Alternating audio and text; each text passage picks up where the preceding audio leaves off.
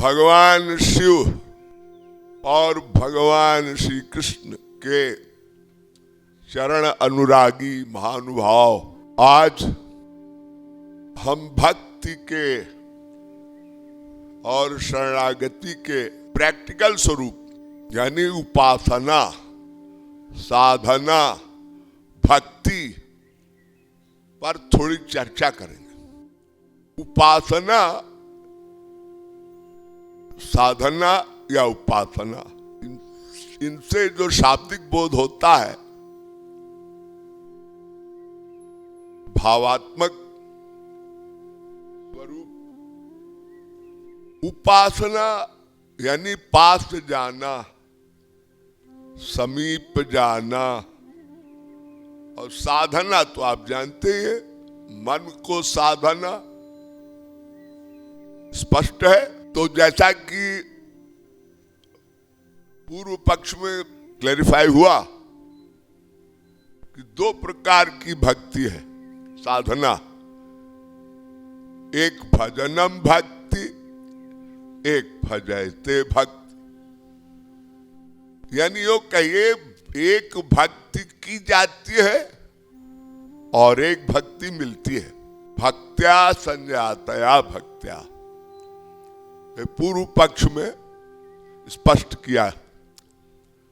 एक भक्ति करनी है, साधना भक्ति जो प्रैक्टिकल स्वरूप है,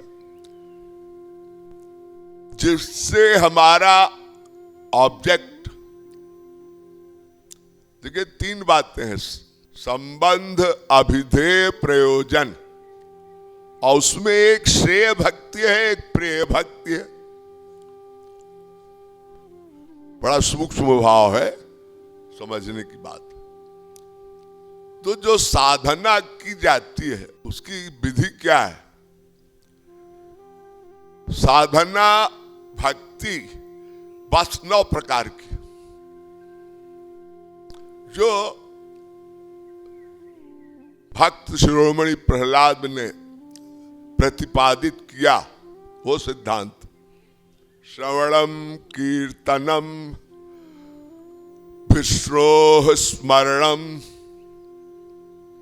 पाद सेवनम, अर्चनम, बंदनम, दास्यम, सख्यमात्म निवेदनम।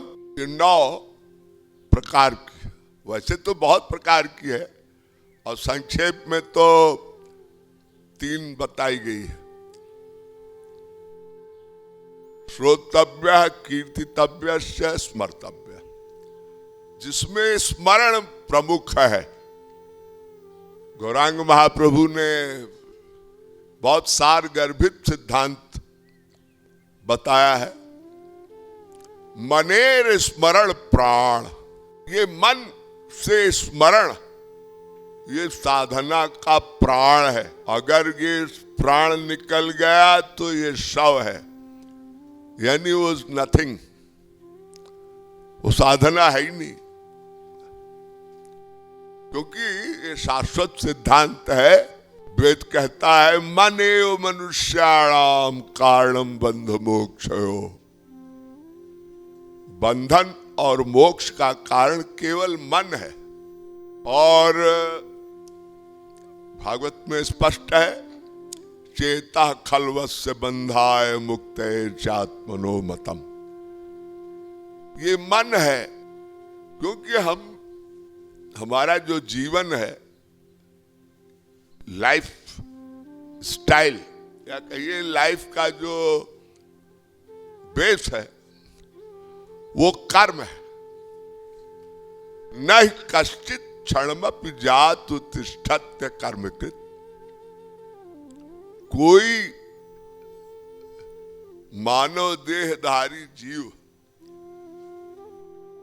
बिना कुछ कर्म किए रह ही नहीं सकता।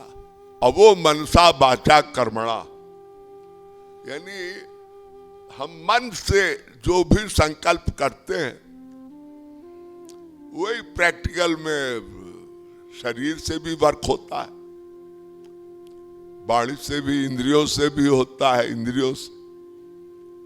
लेकिन मन हमारा प्रतिक्षण चलायमान है ये मन। इसी के लिए अर्जुन ने भगवान श्री कृष्ण से प्रश्न किया, प्रभु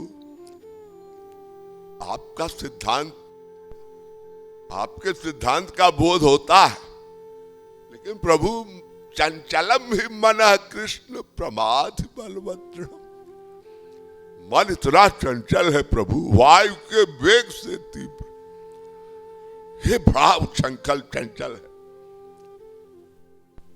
इसको बिना नियंत्रित किए जो आपका सिद्धांत है, और बंधन और मोक्ष दोनों आधारित है इस मन पर, और मन को कैसे कंट्रोल किया जाए, वो भगवान कृष्ण ने कहा बस एक उपाय है, अभ्यासेन तु कौन्तेय वैराग्येन च गृह्यते। अभ्यास ही एक साधन है, अभ्यास और वैराग्य, वैराग्य अभ्यास। और गीता में तो बहुत बार इसका निरूपण है, चाहे निर्गुण निराकार भक्ति हो चाहे सगुण साकार।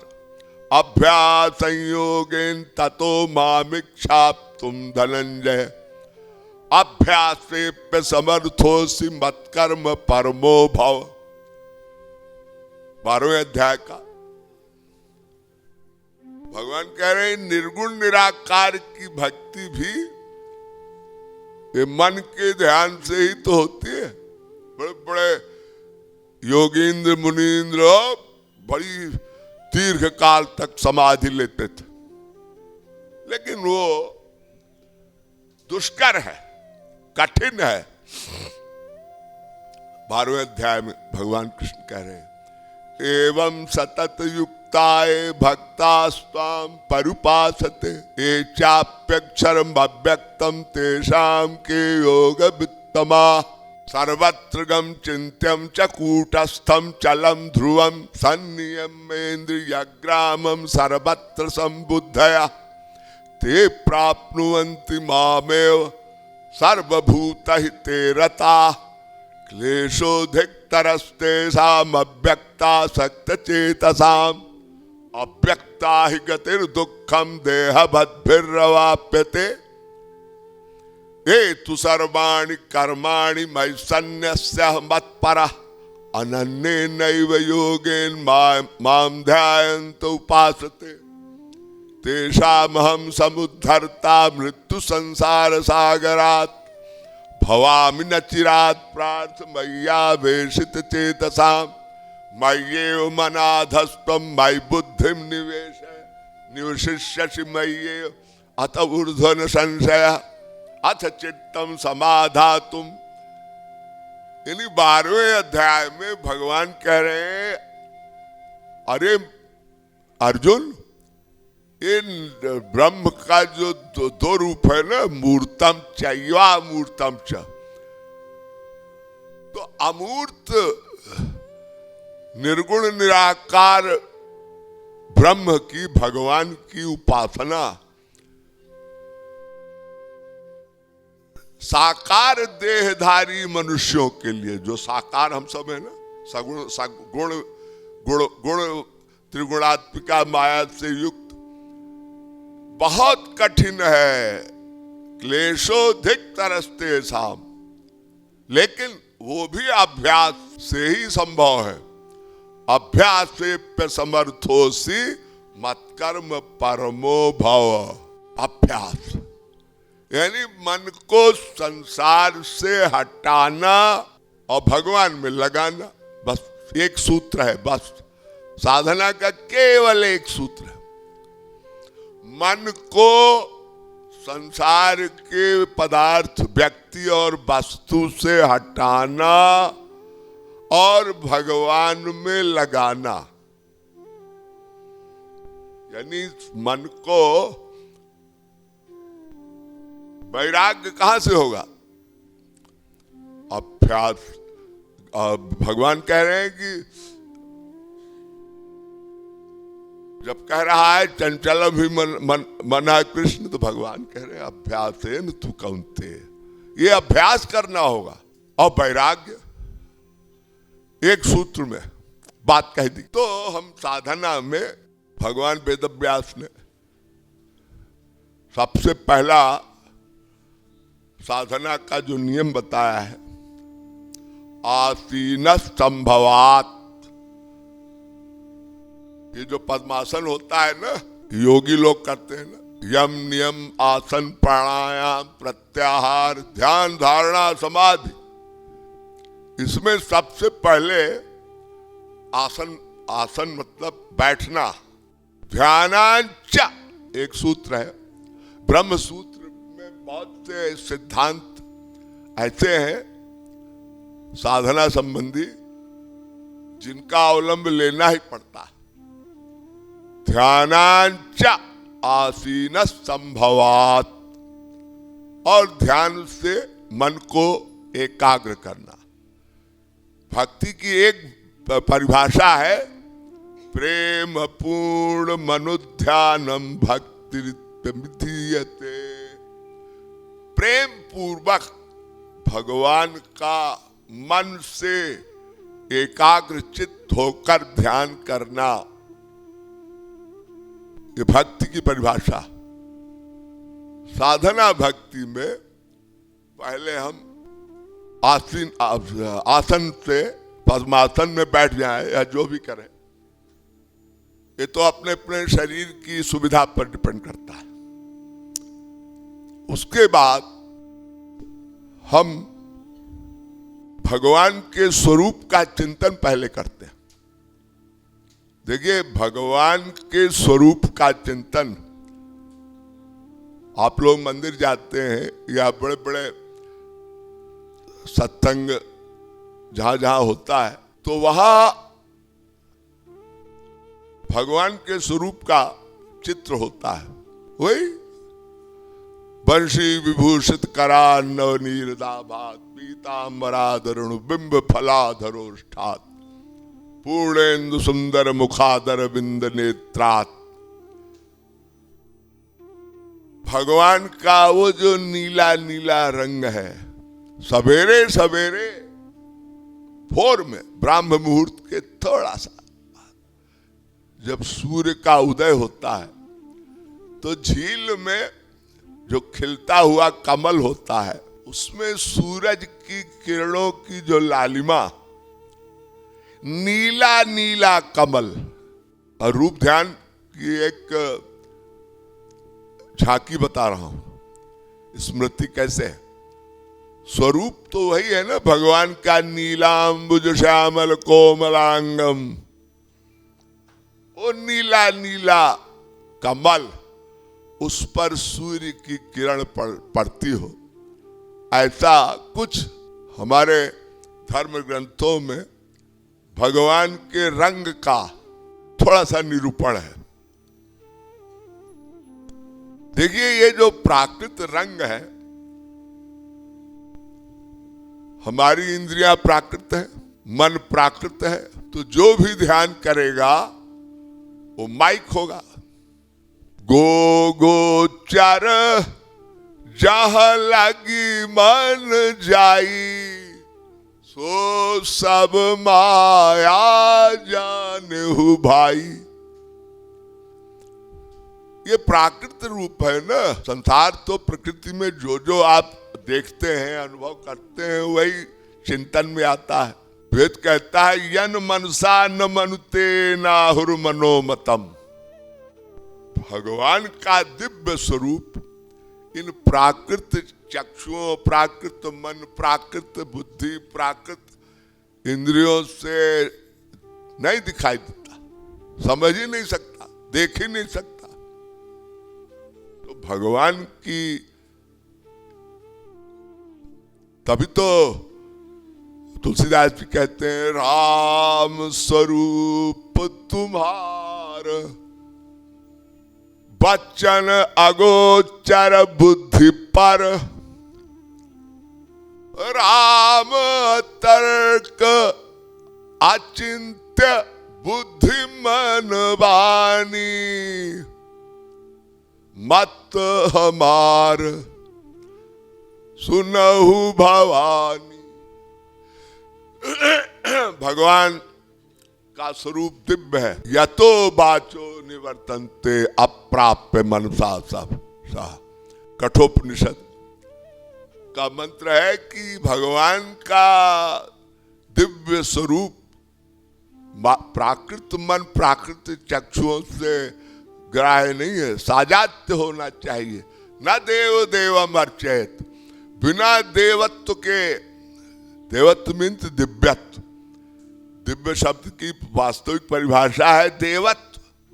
आप में वो देवत्व का गुण आ जाए, यानी वो भगवान वाली आंख से भगवान को देख सकते हैं आप। तो विकट समस्या है कि हम साधना में जो रूप ध्यान करें वो प्राकृत रूप ही होगा। भगवान का ओरिजिनल रंग, ओरिजिनल रूप ध्यान कोई सच पूछे तो कोई कर ही नहीं सकता वास्तविक। आप अपने पिता का स्वरूप बनाइए। अरे आजकल तो वैज्ञानिक युग है, फोटो स्टिल फोटोग्राफ।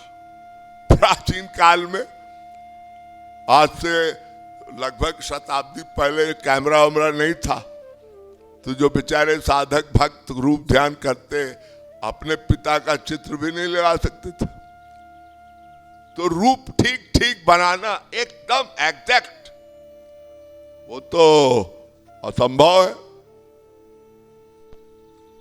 हाँ, एक अनुमान से रूप ध्यान होता है। वैसे ही कान, वैसे ही आंख, वैसे ही सब कुछ बनाना बहुत कठिन है। लेकिन भगवान कहते हैं भाई देखो, मैं किसी मूर्ति में नहीं रहता। देखिए बहुत गंभीर बात। भगवान कहते हैं प्रभु व्यापक सर्वत्र समाना, प्रेम से प्रकट हो ही मैं जाना। भगवान कहते हैं मैं सर्वत्र विराजमान हूं, लेकिन वो मन की आंखें होनी चाहिए ना देखने की। आनंद सिंधु मध्य तब बासा, जाने बिनु नर मरत पियासा। वो आनंद सिंधु हमारे अंतर में विराजमान है, अंतःकरण हमारे हृदय में, लेकिन वो दिखाई नहीं पड़ता। क्यों? कि बस वही बात आ गई ना। और तभी भगवान बार बार कह रहे हैं अर्जुन से श्रीमद् भगवत गीता में, ददामि बुद्धि योगम तम एन मामुपयान्ति। मैं बुद्धि योग दूंगा। दिव्यम ददामि चक्षु पक्ष में स्पर्श में योगम ऐश्वरम। मैं दिव्य मन, दिव्य बुद्धि, दिव्य आंख दूंगा अर्जुन। इन प्राकृत मन से तू जान ही नहीं सकता। तो जब दिव्य होगा तो यानी वही बात शंकराचार्य जी महाराज कह रहे हैं, कहते हैं शुद्धत ही नान्तरात्मा कृष्ण पदाम भोज भक्ति मृते। भगवान कृष्ण की ओरिजिनल भक्ति के बिना अंतःकरण शुद्ध नहीं होगा। क्योंकि साधना का जो फल है केवल पात्र बनाना है, अंतःकरण वो कृपाजन्य है।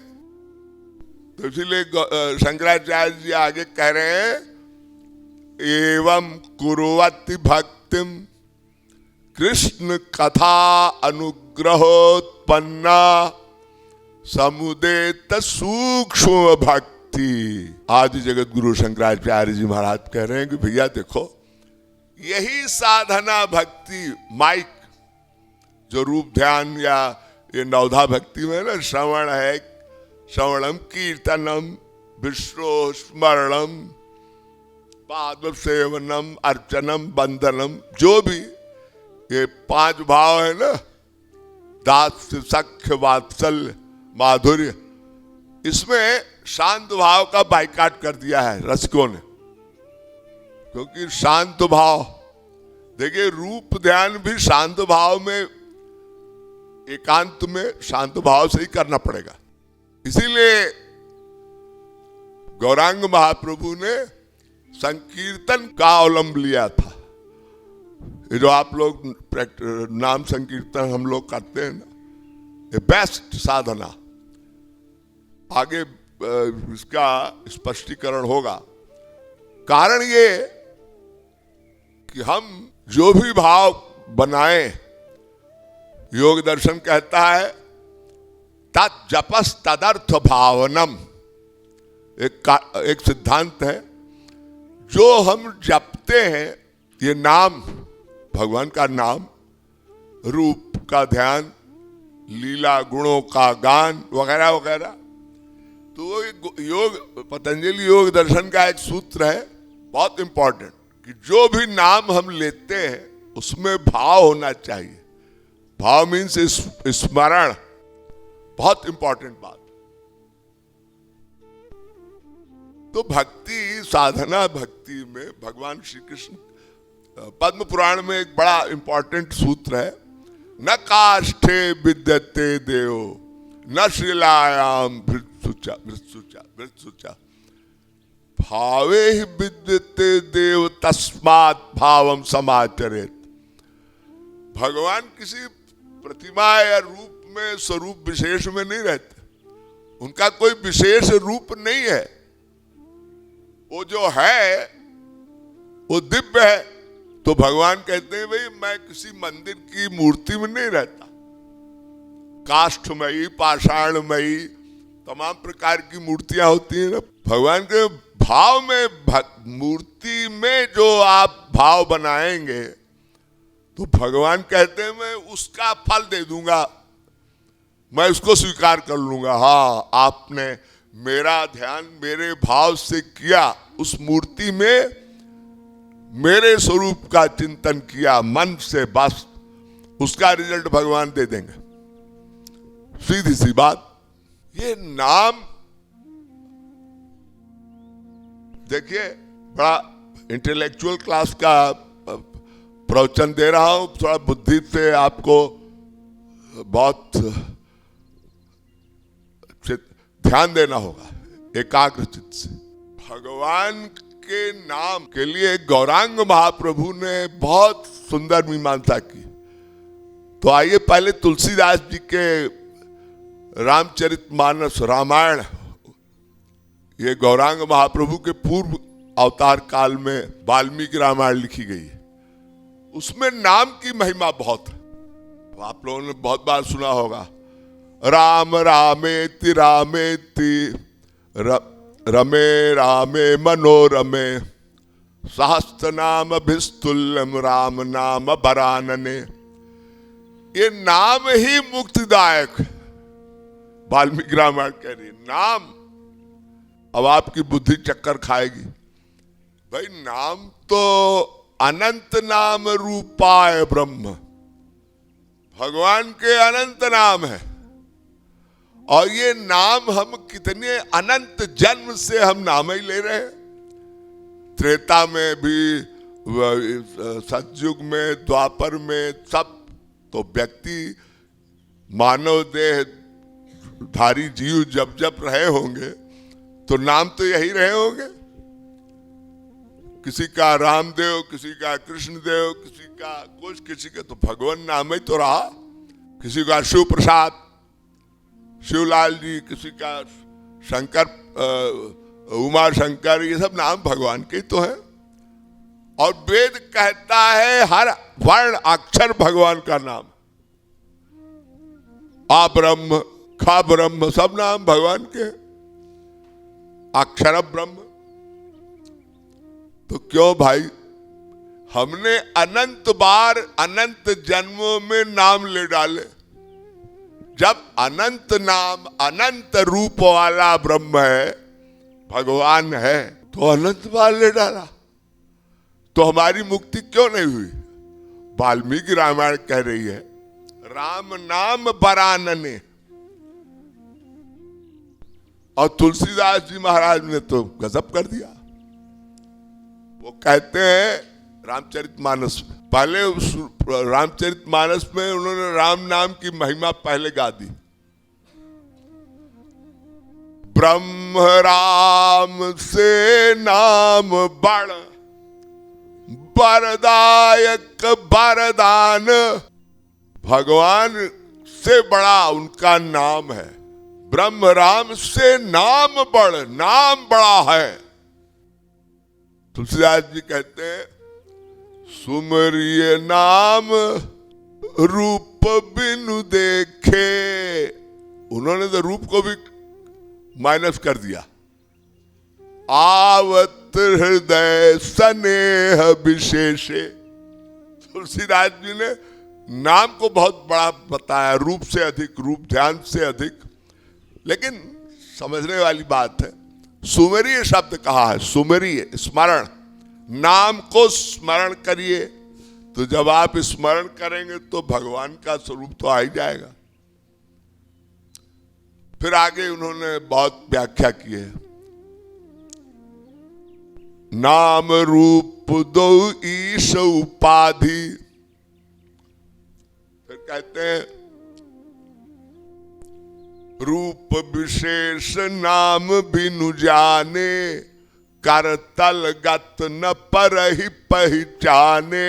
हाथ में कोई वस्तु है, देख रहे हैं आप, उसका रूप है, वो फिटकिरी है कि नमक है कि कोई स्फटिक है, क्या है भाई, या कोई चमकीला कोई हीरा पन्ना जवाहरात क्या है, दिख रहा है लेकिन नाम नहीं मालूम, वो नमक है कि फिटकिरी है कि क्या है।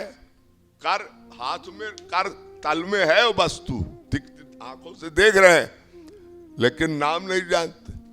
इसलिए नाम जानना जरूरी है, तुलसीदास कह रहे हैं।